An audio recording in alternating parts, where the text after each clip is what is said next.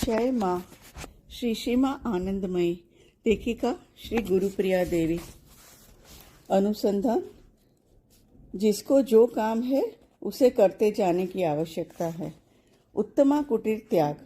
उत्तमा कुटीर में रहते समय ही सहसा एक दिन संवत 1985 के अगहन या पोष महीने में माँ खा पीकर भोलानाथ जी को साथ लेकर ढाकेश्वरी के मंदिर में जा पहुंची। थोड़ी देर बाद माँ ने कहा, एक गाड़ी ले आओ, सिद्धेश्वरी जाएंगे। कुछ वस्तु लाने के लिए भोलानाथ जी उत्तमा कुटीर जाने वाले थे, किंतु माँ ने अब उत्तमा कुटीर में प्रवेश नहीं करूंगी कहा। उसी समय वे सिद्धेश्वरी चली गई।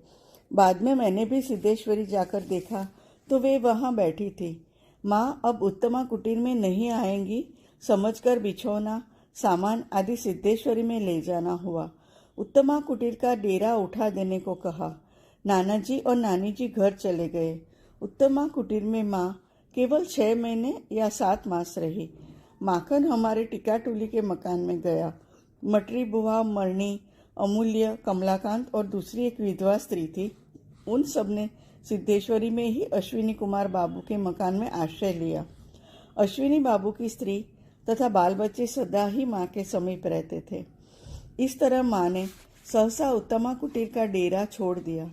काली मूर्ति एक काठ की अलमारी सी बनाकर उसमें सिद्धेश्वरी के आश्रम में ही रखी गई। संवत 1985 में काली सिद्धेश्वरी गई।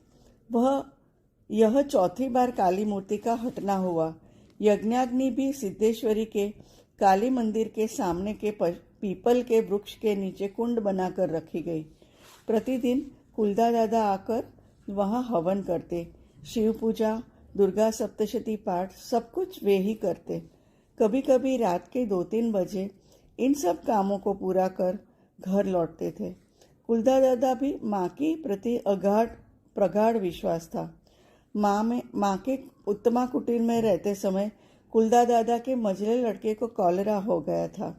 उन्होंने किसी भी औषधि का उपयोग नहीं कराया, केवल माँ का चरणामृत पिलाया। उन्होंने कहा, यदि बचने वाला होगा तो इसी से बच जाएगा, किंतु लड़के की मृत्यु हो गई।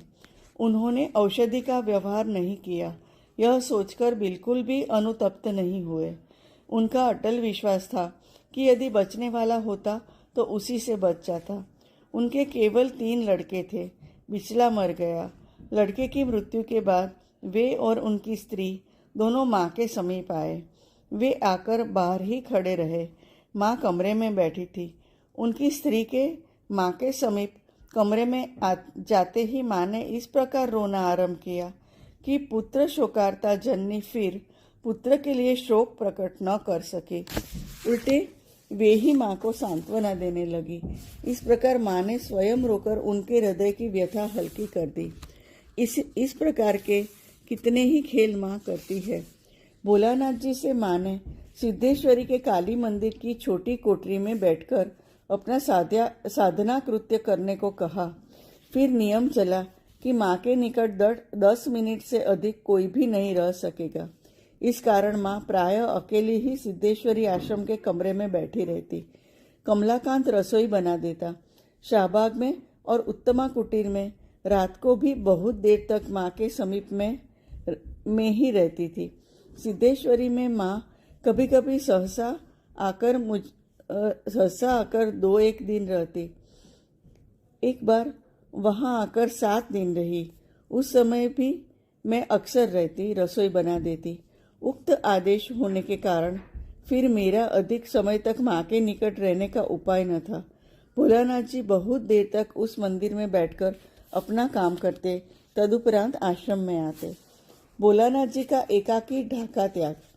एक दिन संध्या के समय जाकर मैंने सुना कि माँ ने कहा, भोलानाथ जी कल ही ढाका छोड़कर एक जगह जा रहे हैं।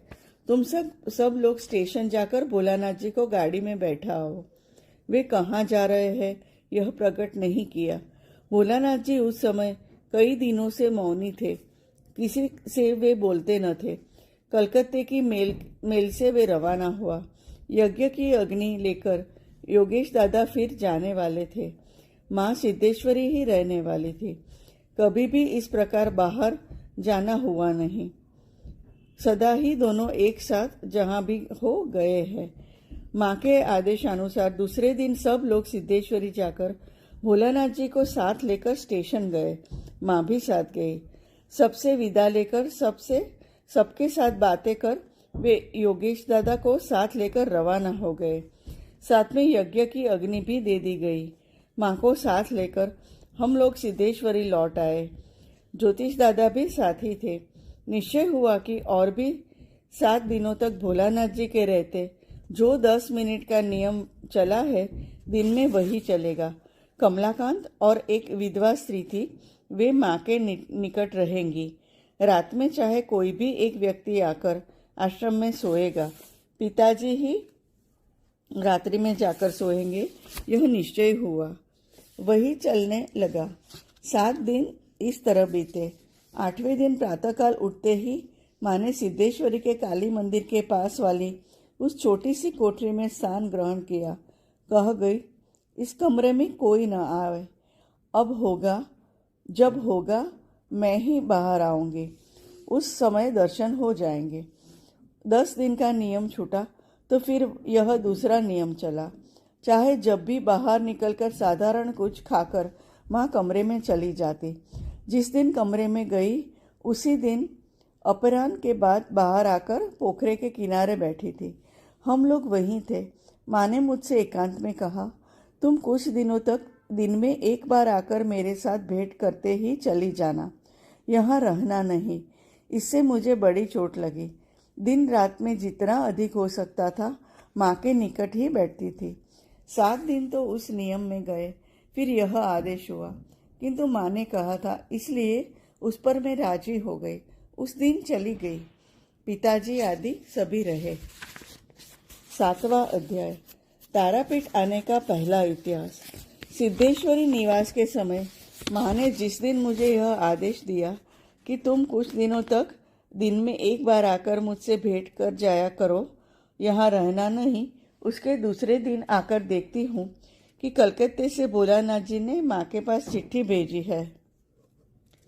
चिट्ठी लेकर सुरेंद्रनाथ मुखोपाध्याय आए हैं। भोलानाथ जी तारापीठ गए हैं। मैं माँ के आदेश अनुसार माँ से भेंट करके ही लौट आई। अन्य सभी लोग माँ के समीप बैठे रहे। माँ अपराह्न को ही कमरे से बाहर चली आई थी। रात को पिताजी के घर आने पर मुझे मालूम हुआ कि भोलानाथ जी ने केवल माँ को ही तारापीठ ले जाने के लिए सुरेंद्रनाथ मुखोपाध्याय को भेजा है एवं माँ के पास भी चले आने के लिए चिट्ठी लिखी है। कल ही माँ तारापीठ को रवाना हो जाएगी। मैंने सोचा माँ ने मना कर रखा है, अतः जाकर भी दर्शन न पा सकूंगी। इसलिए रात किसी तरह बिताकर तड़के ही पिताजी और मैं दोनों सिद्धेश्वरी गए। जाकर देखा कि ज्योतिष दादा भी वहां आए हैं। माँ का ढाका त्याग और तारापीठ को प्रस्थान। माँ मंदिर से बाहर आई। कुछ देर बाद माँ फिर कमरे में गई। मैं उस कमरे के अंदर ही जाकर जोर जोर से रोने लगी। माँ ने ढाढ़स दिया, किंतु माँ चली जा रही थी, इसलिए सांत्वना की बातों से क्या होना था। उधर पिताजी और ज्योतिष दादा माँ के जाने की तैयारी कर रहे थे। साथ सामान तो कुछ था नहीं। भोलानाथ जी के जाने के बाद से ही माँ ने 2-1 फटे पुराने अलवानों का एक छोटा सा बिछौना बना रखा था। तकिया आदि कुछ भी न था। पहले भी माँ तकिए का विशेष उपयोग नहीं करती थी, फिर भी वह बिछौने में रहता था। देखते देखते जाने का समय हो आया। मैंने बड़े कष्ट से आकर माँ को खिला दिया। फिर उसी छोटी कोठरी में पड़कर रोने लगी। माँ उस कोठरी में आकर बैठी और मुझसे बोली, यदि मैं तुम लोगों को आने के लिए चिट्ठी लिखूं तभी आना। माँ रवाना हो रही थी। मैं भी उठकर साथ हो ली।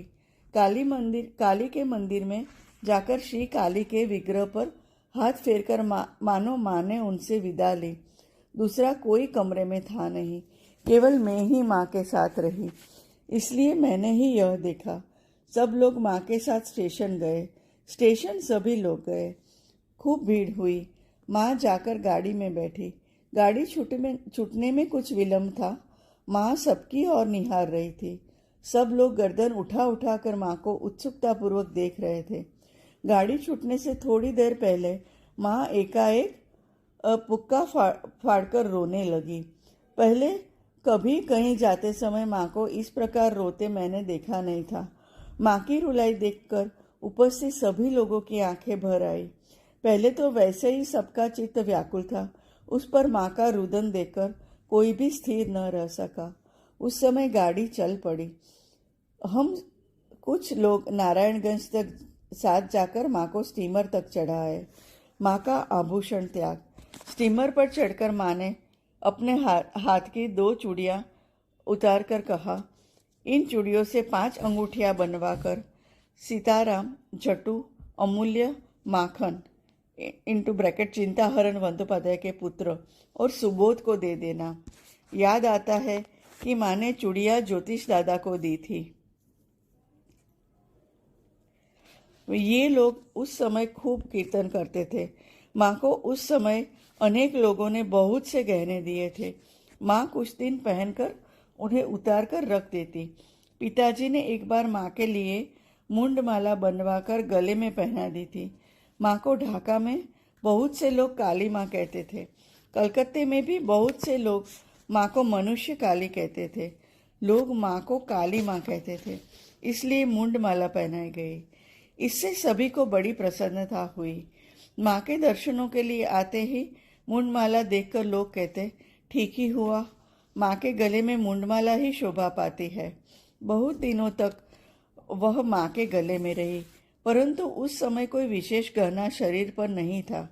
ज्योतिष दादा ने एक हीरे की नाक की कील बनवा दी थी, वह नाक में थी। निरंजन बाबू की स्त्री ने एक लोहा बांध दिया था और एक लरा हार दिया था।